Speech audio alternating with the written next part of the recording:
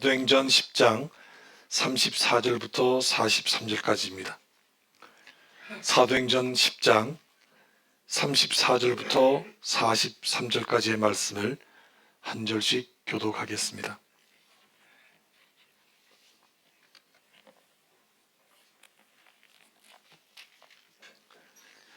사도행전 10장 34절을 제가 먼저 읽겠습니다. 베드로가 입을 열어 말하되 내가 참으로 하나님은 사람의 외모를 보지 아니하시고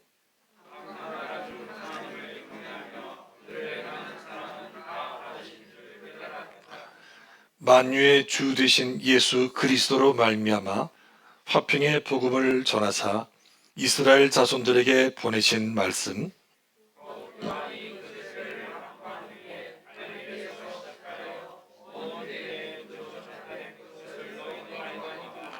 하나님이 나사렛 예수에게 성령과 능력을 기름 붓듯 하셨음에 그가 두루 다니시며 선한 길을 행하시고 마귀에게 눌린 모든 사람을 고치셨으니 이는 하나님이 함께 하셨습니다.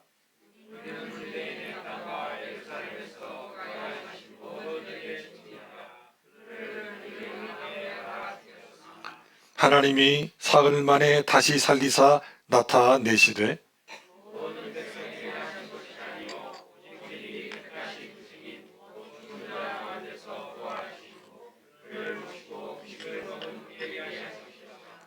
우리에게 명하사 백성에게 전도하되 하나님이 살아있는 자와 죽은 자의 재판장으로 정하신 자가 곧 이 사람인 것을 증언하게 하셨고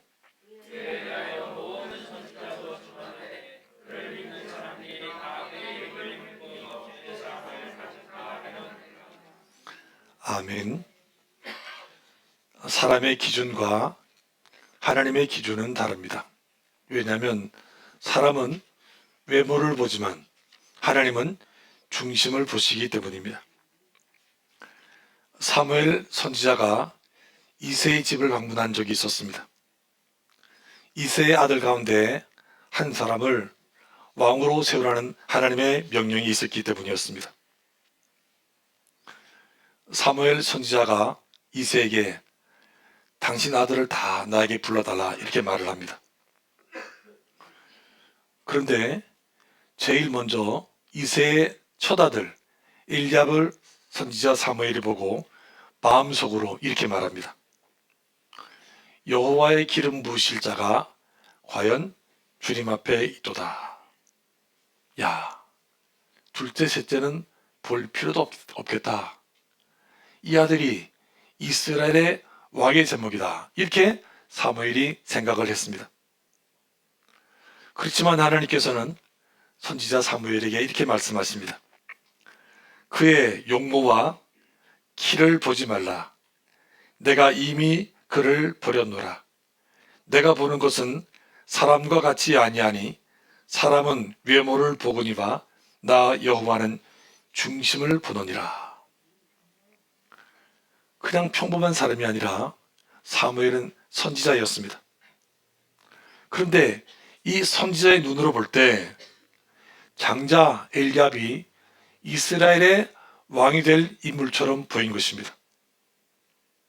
그러나 하나님은 아니라고, 아닌 정도가 아니라 그를 버렸다 이렇게 말씀을 하십니다. 여러분, 이처럼 사람의 보는 눈과 하나님의 보는 눈은 다릅니다. 오늘 본문에서도 외모는 하나님의 기준이 아니라고 말씀합니다. 사람은 외모에 관심이 많은데 하나님은 아니라는 것입니다. 여러분, 그 이유가 무엇이겠습니까? 이런 말이 있습니다. 50대가 되면 외모가 평준화된다는 것입니다. 아주 특별한 분이 계시겠지만 일반적으로 50이 넘어가면 이 사람이나 저 사람이나 비슷하다는 거예요. 60대가 되면 지식이 평준화된다는 것입니다. 많이 배운 사람이나 그렇지 못한 사람이나 별반 차이가 없다는 것이죠. 70대가 되면 배우자가 평준화된다고 합니다. 아내가 있는 사람이나 없는 사람이나 남편이 있는 사람이나 없는 사람이나 큰 차이가 없다는 것입니다. 80세가 되면 재산이 평준화된다고 합니다. 명목상 등기상 재산은 많을지 모르지만 실질적으로 쓰는 재산은 이 사람이나 저 사람이나 큰 차이가 없다는 것입니다. 90대가 되면 건강이 평준화된다 이렇게 말합니다. 열심히 운동한 사람이나 그렇지 않은 사람이나 병원 가는 것은 비슷하다는 것이죠. 한때는 외모, 지식, 재산, 배우자, 건강 이런 것이 전부인 것처럼 인생을 살아갈 때가 있습니다. 그렇지만 시간이 지나가면서 보니까 그것이 하나씩 하나씩 별 의미가 없는 것이 되어버린다는 것입니다. 하나님은 우리의 외모를 보시지 않습니다. 우리의 외모뿐만 아니라 우리의 지식, 우리의 건강, 배우자, 재산 이런 것도 보시지 않습니다. 그렇다고 외모가 필요 없고 지식도 필요 없고 다 필요 없다는 말이 아닙니다. 우리에게 이런 것이 필요합니다. 이왕이면 혐오감을 주는 사람이 아니라 호감을 주는 사람이 되어야 합니다. 이왕이면 배울 수 있을 때 하나라도 더 배워야 합니다. 이왕이면 좋은 배우자를 만나야 하고 이왕이면 꾸는 사람보다는 남에게 꾸어주는 사람이 되어야 합니다. 이왕이면 하나님의 부르심을 받을 때까지 건강해야 합니다.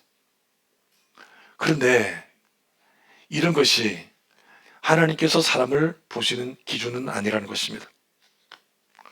하나님의 시간은 영원인데 우리 인생은 너무나 짧습니다. 이 짧은 인생을 살아가는데 하나님께서 우리의 외모, 지식, 배우자, 재산, 건강 이런 걸 보시지 않는다는 것입니다. 그렇다면 하나님의 기준은 뭔가? 하나님께서 사람을 보실 때 어떤 것을 보시는가? 오늘 본문 34절과 35절 말씀을 보십시오. 베드로가 입을 열어 말하되 내가 참으로 하나님은 사람의 외모를 보지 아니하시고 각 나라 중 하나님을 경외하며 의를 행하는 사람은 다 받으시는 줄 깨달았도다. 이 말씀을 보면 두 가지를 이야기합니다. 첫 번째 하나님의 기준은 하나님을 경외하는 사람이고 두 번째 기준은 의를 행하는 사람입니다. 하나님께서는 어떤 사람을 보실 때 그 사람이 하나님을 경외하는 사람인지 아닌지를 보십니다.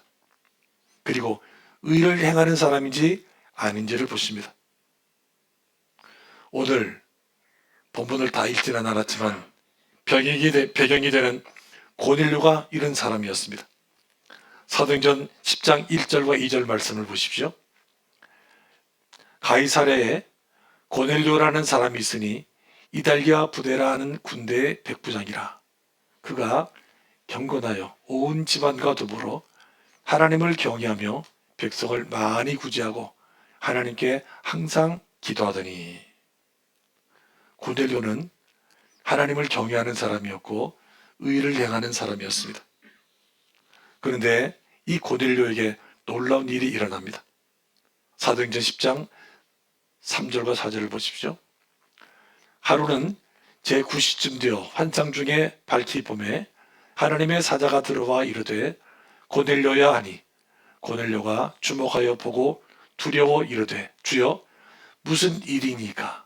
천사가 이르되 내 기도와 구제가 하나님 앞에 상달되어 기억하신 바가 되었다. 천사가 고넬료를 찾아옵니다. 그리고 내 구제와 기도가 하나님께 상달되었다 이렇게 말을 합니다. 고넬료는 유대인이 아니라 이방인이었습니다. 그런데 하나님께서는 이방인 고넬료가 하나님을 경외하는 것을 다 보고 계셨습니다. 그리고 그가 의를 행하는 것도 보고 계셨습니다. 그래서 그에게 베드로를 보내주셨고 그와 그의 온 가족에게 성령을 부어주셨습니다. 하나님의 기준은 외모가 아닙니다. 하나님의 기준은 그가 어느 나라 사람이냐가 아닙니다. 하나님의 기준은 그 사람이 하나님을 경외하느냐, 경외하지 않느냐 하는 이것입니다. 잠언 3장 7절에 보면 지혜자 솔로몬은 이렇게 말합니다. 스스로 지혜롭게 여기지 말지어다. 여호와를 경외하며 악을 떠날지어다. 사람이 아무리 똑똑한들 하나님보다 더 지혜롭겠습니까? 그래서 하나님 앞에서 지혜를 자랑하지 말라는 것입니다. 교만하지 말고 겸손하라는 것입니다. 그리고 하나님을 경외하라는 것입니다. 솔로몬은 전도서 12장 13절에서 전도서의 결론을 이렇게 말합니다. 일의 결국을 다 들었으니 하나님을 경외하고 그의 명령들을 지킬지어다. 이것이 모든 사람의 본분이니라. 내가 하나님을 경외할 수도 있고 하나님을 경외하지 않을 수도 있고 이거 내 마음 아닌가? 우리가 이렇게 생각할 수 있습니다. 그런데 성경은 여호와를 경외하는 것이 사람의 본분이라고 말합니다. 우리가 해도 되고 하지 않을 수도 있는 일이 아니라 반드시 사람이면 하나님을 경외해야 한다는 것입니다. 이것이 사람의 본분이기 때문입니다. 따라서 하나님의 기준 역시 사람의 본분이라고 할 수 있는 하나님을 경외하느냐, 경외하지 않느냐입니다. 하나님을 경외하면 합격이고 하나님을 경외하지 않으면 불합격입니다. 그런데 성경을 보면 하나님을 경외하는 것이 사람에 따라 다 다릅니다. 노아의 경우는 방주를 준비하는 것이 하나님을 경외하는 일이었습니다. 아브라함의 경우는 자기의 독자 이삭을 하나님께 드리는 것이 하나님을 경외하는 것이었습니다. 요셉의 경우는 자기를 노예로 판 형들을 용서하는 것이 하나님을 경외하는 일이었습니다. 욥의 경우는 온전하고 정직하여 악에서 떠나는 것이 하나님을 경외하는 일이었습니다. 다윗의 경우는 하나님의 집에서 하나님을 예배하는 것이 하나님을 경외하는 것이었습니다. 느헤미야의 경우는 자기가 가진 총독의 지위를 남용하지 않는 것, 이것이 하나님을 경외하는 것이었습니다.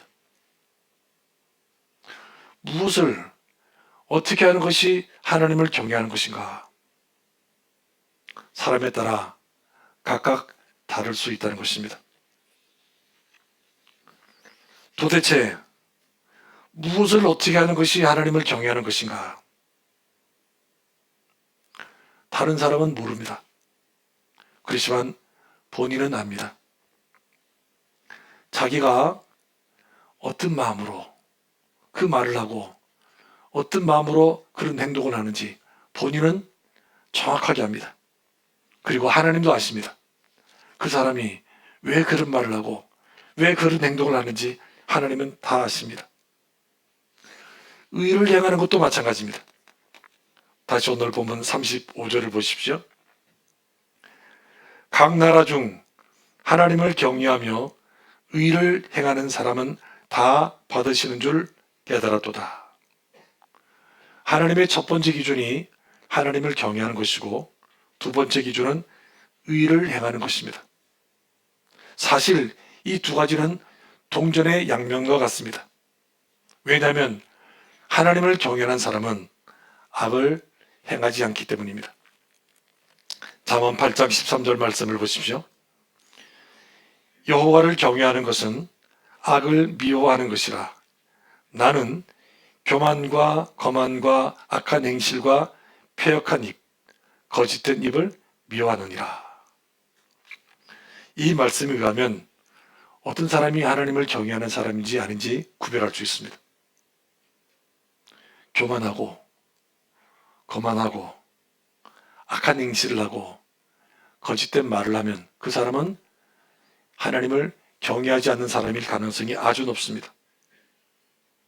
반대로 겸손하고 온유하고 착한 행실을 하고 정직한 말을 한다면 그 사람은 하나님을 경외하는 사람일 가능성이 아주 높습니다.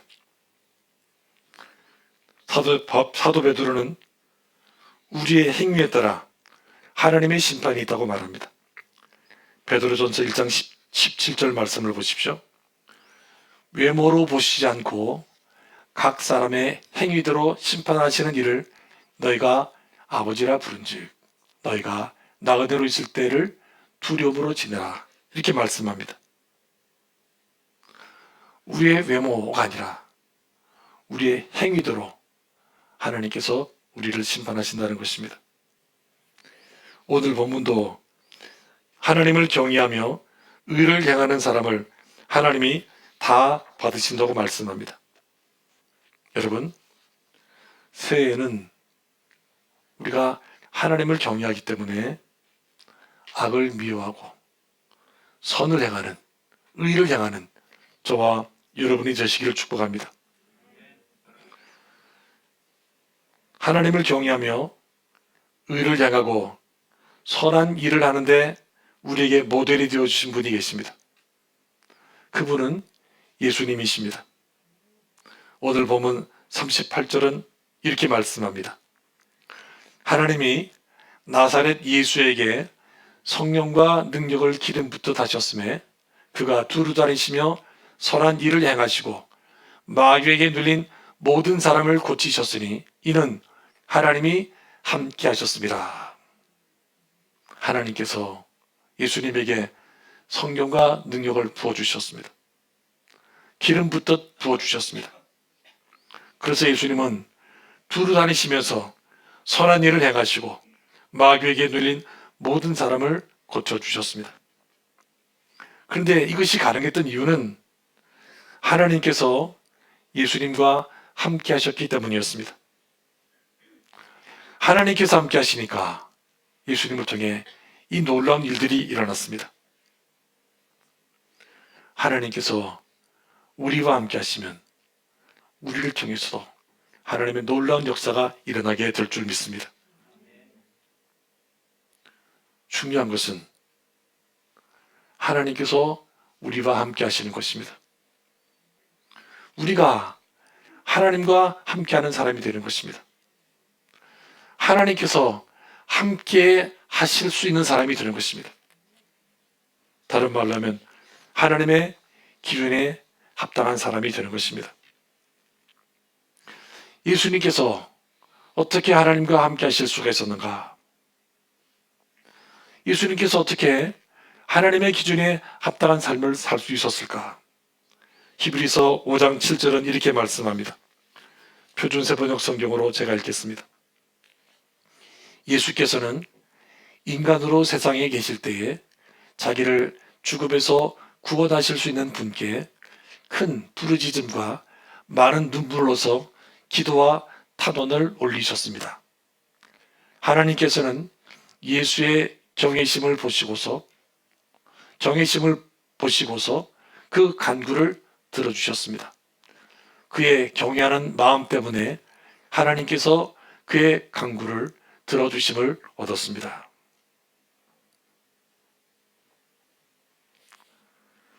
예수님께서 이 땅에 계실 때 아주 간절한 기도를 하나님께 드리셨습니다. 그리고 그분에게 하나님을 경외하심이 있었습니다. 그리고 그 결과 예수님의 기도를 하나님께서 들어주셨습니다. 새해에는 하나님의 기준에 합당한 삶을 살아가는 저와 여러분이 되어야 되지 않겠습니까? 하나님의 기준에 합격해서 전보다 하나님을 더 기쁘시게 하며 살아가야 하지 않겠습니까? 예수님처럼 기도하는 저와 여러분이 되시길 바랍니다. 그리고 예수님처럼 하나님을 경외하는 저와 여러분이 되시기를 축복합니다. 그래서 예수님처럼 하나님께서 함께 하시는 삶, 하나님께 전부 다 더 귀하게 쓰임받는 저와 여러분의 2023년 새해가 되기를 간절히 기원합니다. 기도하겠습니다.